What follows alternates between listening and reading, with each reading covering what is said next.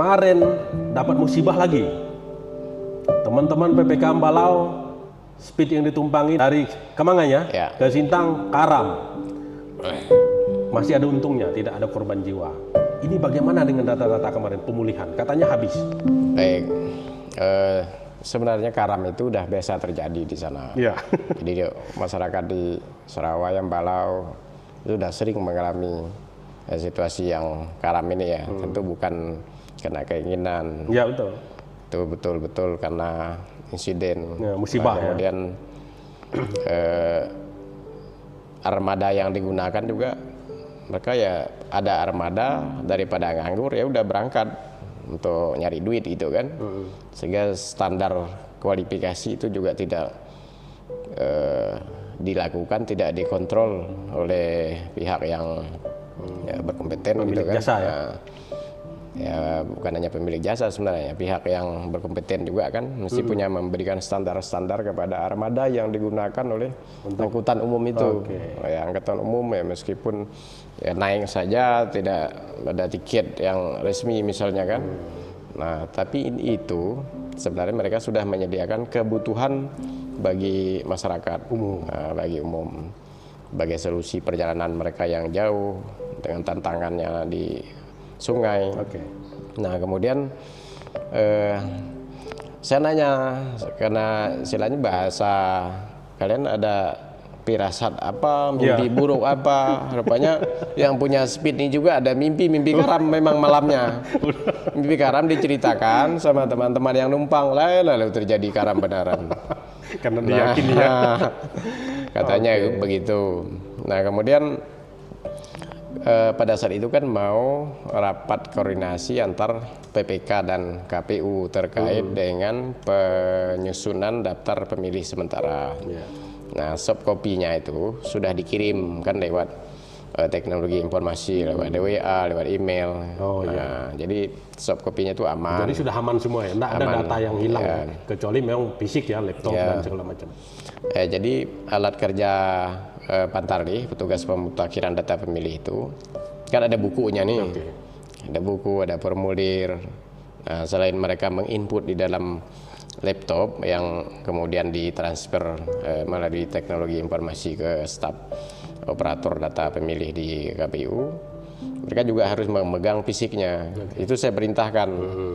Jangan ada satupun buku Pantarlih yang tidak sampai ke KPU. Jadi berapa jumlah yang keluar dari KPU, maka sama persis tidak ada selisih satupun harus datang ke KPU juga. Kenapa? Suatu waktu kalau itu diperiksa misalnya oleh pihak pemeriksa keuangan, otoritas pihak pemeriksa keuangan, kami bisa menunjukkan ini bukti fisik, bukti coklit di kecamatan ini, di desa ini, kami bisa tunjukkan. Karena mereka bukan hanya meriksa penggunaan keuangan, tapi proses kerja yang dilakukan oleh KPU juga mereka cek buktinya mana. Nah itulah yang mereka PPK Ambalau itu simpan dalam kemasan tertentu, dimasukkan oleh motoris itu di dalam speed, di bawah speed ya. Nah kabarnya speed pun tidak ketemu kan, laptop hilang di situ, HP hilang. Nah kondisi air itu deras karena kecil kan, jadi arusnya tambah deras. Nah jadi secara apa nama itu data itu aman, sudah aman, hanya fisiknya yang aman, yang tidak ditemukan. Jadi hasil apa? Coklit ya? Hasil coklit. Nah ini kemarin sudah sangat akurat begitu ya. Jadi tidak ditemukan lagi, misalnya yang sudah meninggal terdeteksi masih terdaftar, terus berselang waktu misalnya turun ke lapangan tapi ada yang meninggal beberapa minggu sebelumnya, itu sudah dikeluarkan dari data. Sudah disimpan. Jadi begini, coklit itu petugas membawa data yang diberikan oleh Kemendagri kepada dari Dirjen Dukcapil Kemendagri itu kepada KPU RI. KPU RI itu menurunkan kepada KPU Provinsi, KPU Provinsi menurunkan kepada KPU Kabupaten, KPU Kabupaten membuat pemetaan TPS dengan jumlah 600 pemilih maksimal per TPS dengan memperhatikan tidak memisahkan pemilih dalam satu KK, tidak dipisahkan di TPS yang berbeda, memperhitungkan aspek geografis. Nah kan ada proses berikutnya setelah DPS daftar pemilih sementara kan diumumkan. Jadi masyarakat juga diberi akses untuk mengecek sudah terdaftar atau belum. Ada langkah berikutnya, lapisnya untuk pemutakhiran data pemilih yang berintegritas itu ada lapis-lapisnya, sehingga proses yang belum masuk misalnya dalam data pemilih itu kan masih ada kesempatan masyarakat untuk bisa memberi tanggapan. Mungkin nicknya ada yang keliru atau tulis nama, kalau Edi Susanto pakai EDY, ternyata di situ tulis pakai I. Nah, masyarakat bisa memberikan tanggapan dan ada waktunya. Kemudian selain itu, selain secara fisik diumumkan, masyarakat juga cek secara online di gadget itu, cek dpt.online.kpu.go.id, tinggal masukkan nick nanti keluar namanya. Nah, jadi ruang untuk pemutakhiran data pemilih yang berintegritas itu sudah diberikan akses seluas-luasnya kepada masyarakat. Ya, gitu. Sejauh ini seperti apa? Ya, jadi pada masa ini tanggal 10 Agustus kami menetapkan daftar pemilih sementara Kabupaten Sintang dengan jumlah 318.923 pemilih. TPS-nya 1037 TPS, ditambah 1 TPS lokasi khusus di dalam lapas itu menjadi 1038. TPS-nya berkurang dari pemilu 2024, pilkada 2020, pemilu 2019. Karena jumlah pemilih per TPS itu kan jadi 600. Kalau 2020 pada saat pemilihan bupati jumlah pemilih maksimal itu 500. Nah, sekarang 600. Sehingga TPS-nya yang berkurang. Oke, tapi TPS-nya berkurang, tapi jumlah pemilih di TPS tersebut dinaikkan. Ya, dan itu diumumkan, lalu tanggapan masyarakat ada lagi yang masuk dan dihimpun, sehingga lebih dari DPS nanti hasilnya yang akan ditetapkan. Kami merencanakan di tanggal 20 September penetapan data pemilih. Jadi, tetap untuk pilkada 2024. DPT itu akan dilakukan pada 20 September ini ya? Rencana penetapannya. Rencananya ya. Perbedaannya dengan pilkada yang periode lalu, seberapa besar peningkatan suara khusus di Sintang? Baik ya, kalau perbedaan-perbedaan yang lain dari sisi aturan itu masih menggunakan undang-undang yang sama, Undang-Undang 10/2016. Hanya pada saat pilkada 2020 karena masa pandemi itu Undang-Undang 10/2016 itu ada perubahan menjadi Undang-Undang 6/2020 pelaksanaan pilkada pada masa pandemi. Nah, kalau jumlah pemilih 2020 itu jumlah pemilih 289.554 dengan jumlah TPS 1.186. Kemudian pada pilkada 2024 ini jumlah pemilih yang DPS kemarin yang pasti lagi naik pada saat penetapan DPT itu jumlah pemilihnya 318.823. Nah, ini jumlah ini akan berubah nanti karena ada tanggapan masyarakat tadi. Tanggapan. Tapi sejauh ini memang sudah ada tanggapan. Sudah ada ya. Jadi naik lagi dari itu. Oh, justru naik ya. Ya, ini sekarang ini kan lagi proses pertemuan di tingkat kabupaten, mereka PPK itu lagi mengerjakan itu, nanti akan ada tingkat provinsi dan tingkat nasional. Ya. Setelah itu baru ditetapkan. Ya, sahabat rumah kita di Kabupaten Sintang ada 3 pasang calon ya. Yang akan merebut 318.800 sekian suara di Kabupaten Sintang, dan ini akan ditentukan pada tanggal 27 November nanti. Oke. Bagaimana distribusi logistik? Kan ini kan ada pemilihan gubernur dan ada pemilihan bupati, wakil bupati khusus di Sintang. Nah, kesiapannya dengan medan yang seperti kemarin, dan kemarin Bang Edi sudah melihat langsung seperti apa di lapangan, dan apakah ada strategi-strategi lain lagi, pengamanan seperti apa lagi?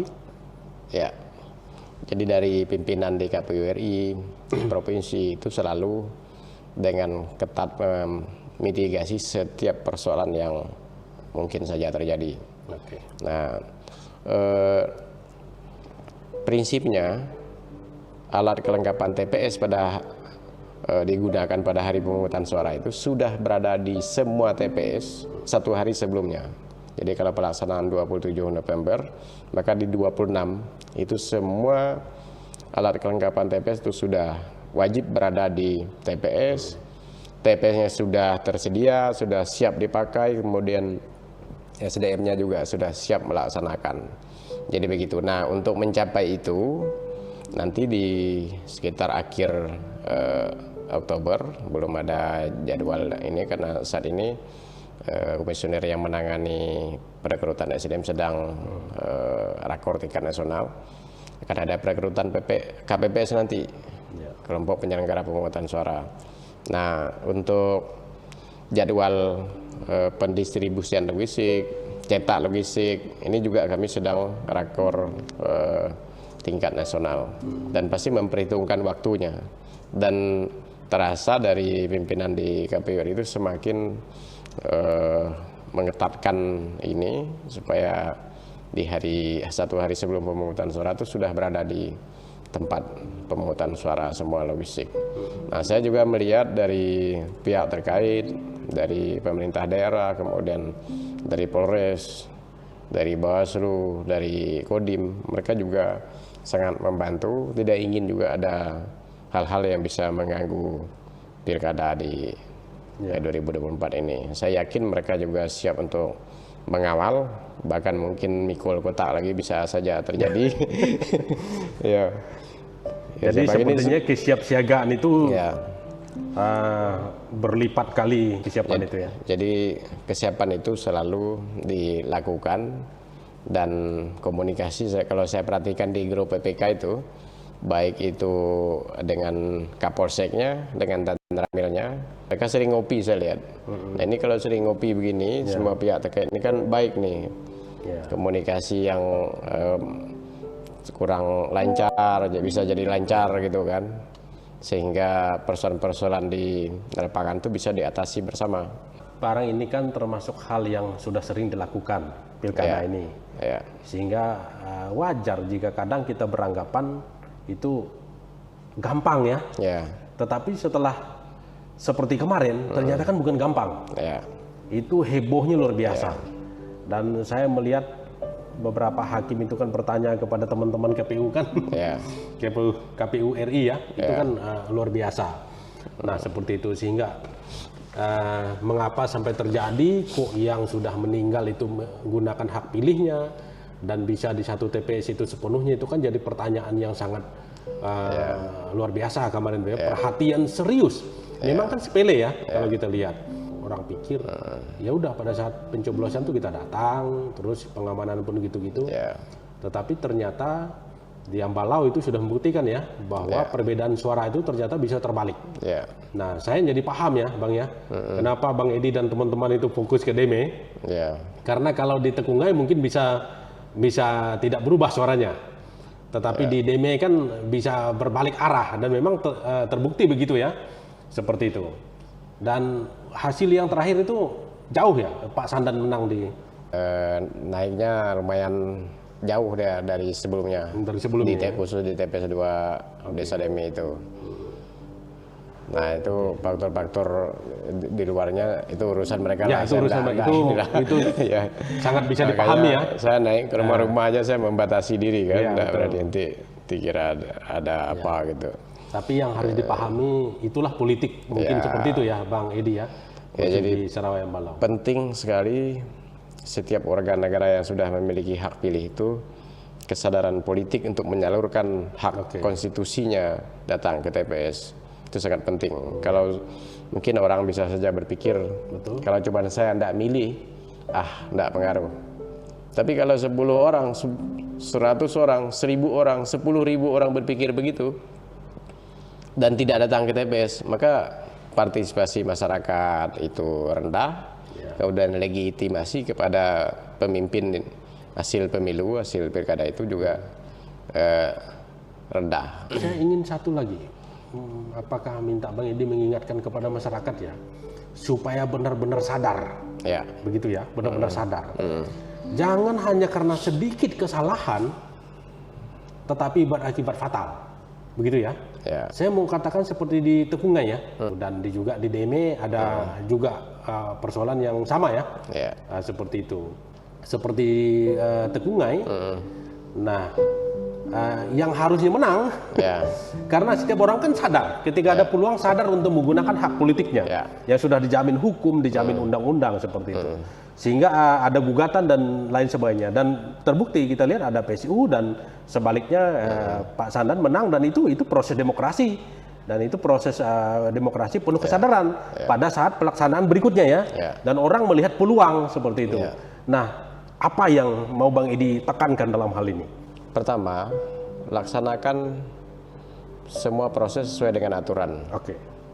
Nah, yang kedua, tegak lurus. Ya itu saja sebenarnya. Jadi kalau udah aturannya seperti itu, ya laksanakan saja. Dan para petugas di TPS ini, para saksi pengawas TPS, KPPS, itu ya sudah dipersiapkan dari BIMTEK sebelumnya. Sebelum yang PSU ini ya. Jadi proses sebelum mereka petugasnya kan ada tahapan BIMTEK, ya kan? Dari apa yang harus dilakukan, yang boleh dan tidak boleh. Begitu juga dari lembaga lain. Itu mereka sebetulnya ada orang yang dibekali. Kemudian ada saksi partai politik, saksi DPD, saksi presiden, ya, saksi dari peserta pemilu. Kemudian ada masyarakat. Jadi kalau tidak mengikuti aturan, tidak mengikuti arahan dari pimpinan, di konteks kami sebagai penyelenggara, lalu mandai-mandai, lalu malah mendengarkan orang lain, misalnya kalau dulu begini, kalau dulu begitu, menurut saya begini, tidak bisa begitu. Aturan tiap pemilu dari masa ke masa, pilkada dari masa ke masa itu punya tantangan yang berbeda-beda. Maka cara penyelesaiannya,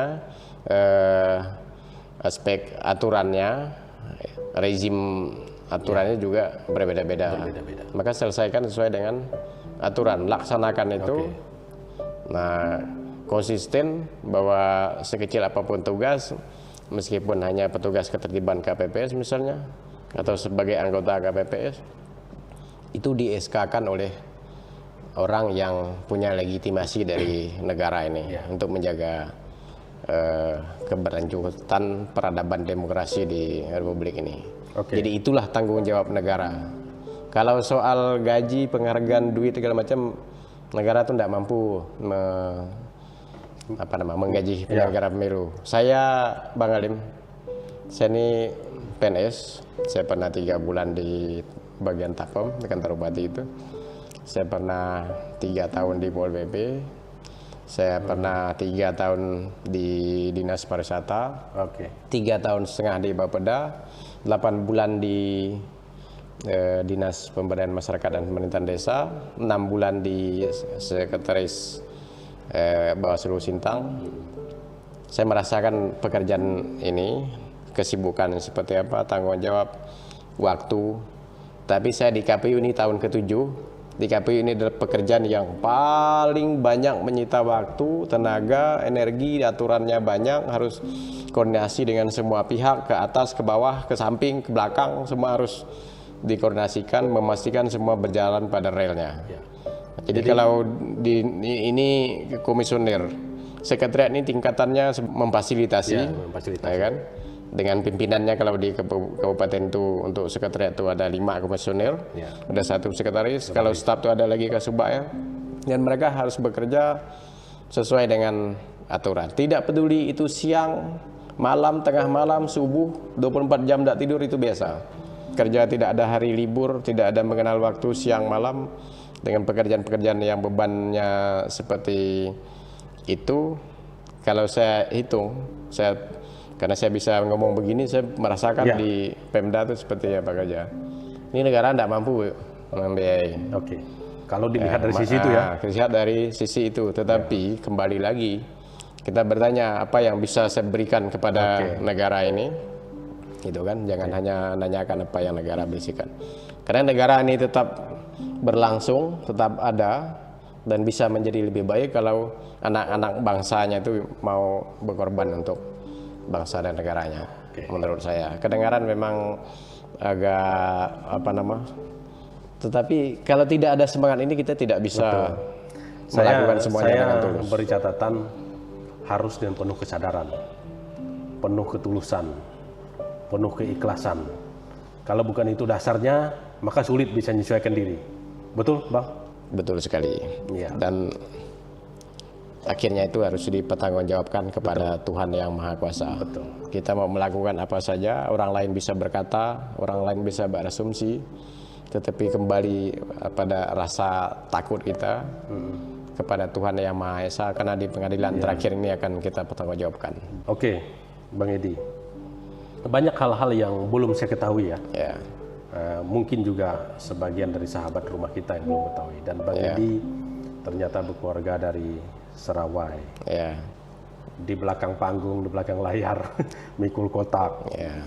Nah, seperti itu. Dan banyak terkait data terbaru seperti itu, pemilihan di Sintang yang sangat signifikan kenaikannya ya. Jadi dalam 5 tahun itu ada kenaikan pemilih yang menggunakan hak pilih di Sintang itu hampir 30.000 suara seperti itu. Saya ingin menyinggung sedikit soal tahapan di Sintang.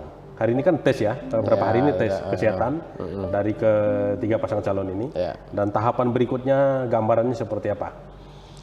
Nah, untuk tahapan pencalonan pada tanggal 4 nanti kami akan menyampaikan kepada pasangan calon atas verifikasi administrasi yang kami lakukan. Kemudian di tanggal 8 mereka sudah memenuhi itu, kami verifikasi lagi. Kemudian pada tanggal 22 September penetapan pasangan calon.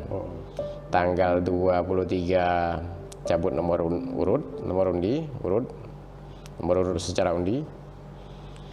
Kemudian 25 September selama 60 hari sampai tanggal 23 November itu masa kampanye.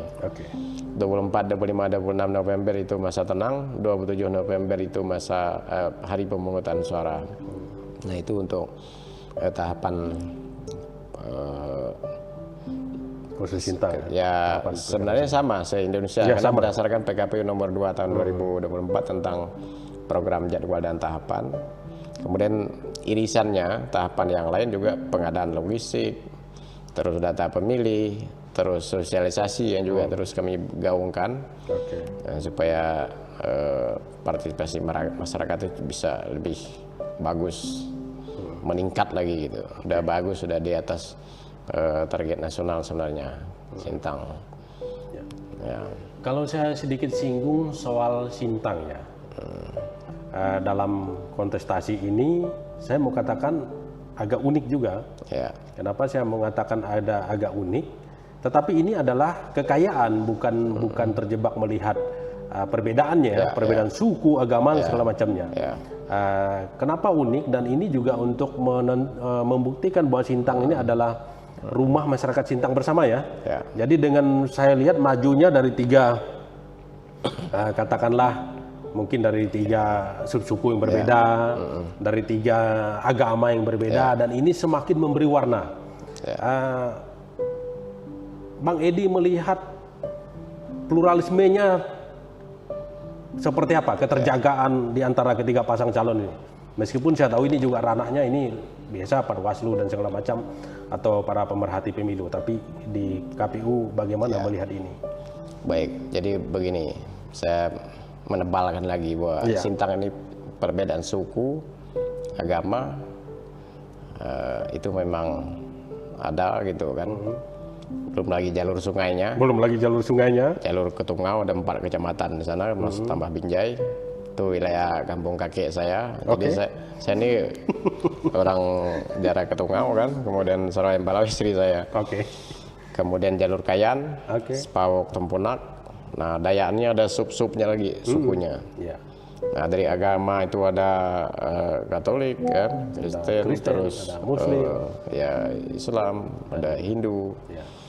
Nah, kemudian suku, ada lagi selain Dayak itu ada Melayu, ada Jawa, ada Sunda, dan beberapa lain-lain suku-suku lain. yang menyebar.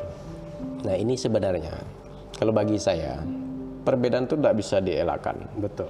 Ya, kita sering mendengar ya, orang bilang perbedaan itu justru suatu keniscayaan yang tidak bisa kita elakkan dan kita tidak hidup di ruang hampa.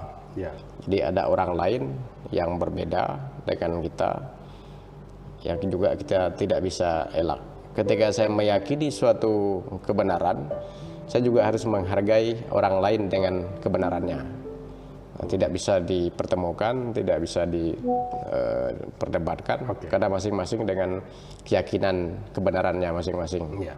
Nah, silakan dalam konteks pilkada ya memilih yang secara penilaian masing-masing bisa memilih siapa pemimpin rakyat yang nanti bisa dipercaya sesuai dengan tagline atau slogannya KPU Sintang. Pemilih itu pemilih cerdas, pilkada berintegritas. Pemilih cerdas itu bukan hanya bisa memilah dan memilih, tapi juga bisa melaporkan dalam hal terjadi pelanggaran. Ya, pilkada berintegritas, pilkada yang dilaksanakan secara langsung, umum, bebas, rahasia, jujur, dan adil, serta demokratis, baik itu oleh penyelenggara, diikuti oleh pemilih, juga peserta pilkada itu, pasangan calon.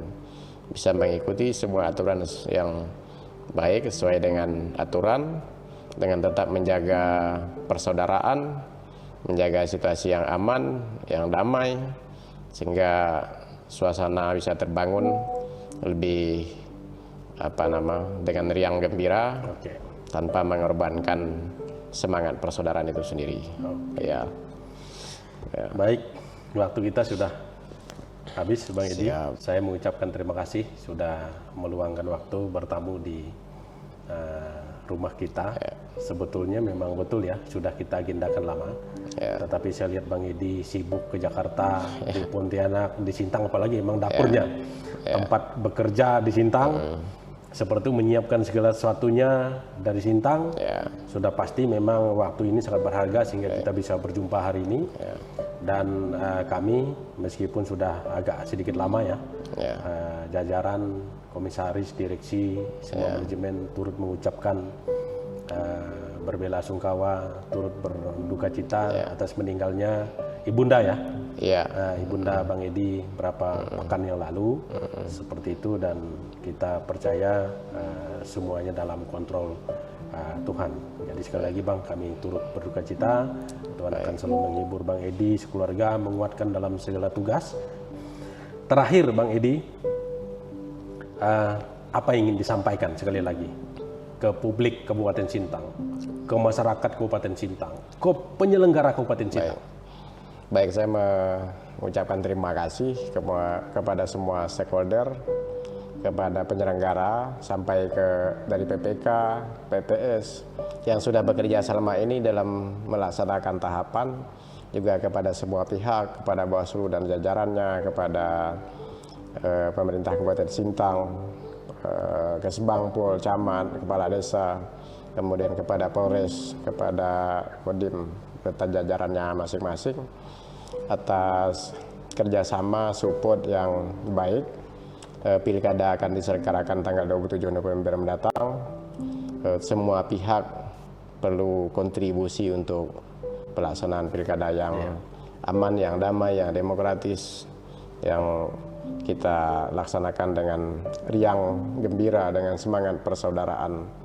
Kepada jurnalis juga yang selama ini selalu memberitakan hal-hal yang baik, ini juga bisa mengcounter isu-isu yang bisa memicu konflik, isu-isu hoak, gitu kan. Tentu ini juga sangat dibutuhkan untuk memberikan edukasi kepada masyarakat. Akhirnya semoga kita semua tetap sehat, pilkada bisa berjalan dengan aman, damai, dan menghasilkan pemimpin rakyat yang punya kepedulian terhadap rakyat kecil seperti di Deme itu, dan Deme-Deme yang lain. Terima kasih, semoga Tuhan memberkati kita semua. Amin. Baik, demikian statement dari Bang Edi, Ketua Komisi Pemilihan Umum Kabupaten Sintang di acara Sahabat Rumah Kita pada hari ini. Dan saya ingin menutup dengan sedikit pesan pemungutan suara ulang kemarin di Dapil 5, itu Serai Ambalang Kabupaten Sintang. Ini menjadi catatan penting bagi masyarakat. Jadi kalau ada yang berlaku tidak sesuai aturan seperti yang Ketua KPU bilang, maka itu potensinya sangat tinggi untuk menjadi bukti, untuk menjadi alat, menjadi barang bukti, untuk menjadi bahan gugatan ke depan. Sehingga bukan tidak mungkin jika calon bupati dan wakil bupati Anda sudah terpilih, sudah dinyatakan terpilih oleh KPU misal, tapi karena ada gugatan dan itu bisa dibatalkan, karena itu contoh sudah ada. Terlihat sepele, terlihat sederhana, tetapi buktinya sudah jelas. Dan MK menganulir hasilnya dan melakukan PSU ulang dan hasilnya berbeda seperti itu. Jadi memang ikuti apa yang dianjurkan oleh KPU, ikuti apa yang sudah disepakati sesuai dengan aturan yang berlaku. Dan kita akan berjumpa di kemudian waktu dalam topik dan informasi-informasi penting lainnya yang berbeda.